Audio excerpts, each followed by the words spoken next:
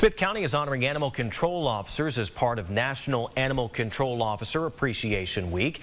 This morning, those officers were recognized at the Commissioners Court meeting for their hard work in keeping both animals and people safe in Smith County. Your focus on the health and happiness comes through every day. This team has a wide range of responsibilities, and there is no job that they cannot do or they won't do. They are boots on the ground warriors on the front lines to protect our animals and assist pet owners and beyond. So I want to thank each and every one of you guys. Smith County Animal Control Supervisor Amber Green also recognized those who work at the shelter who are always ready to assist the animals brought in by the officers.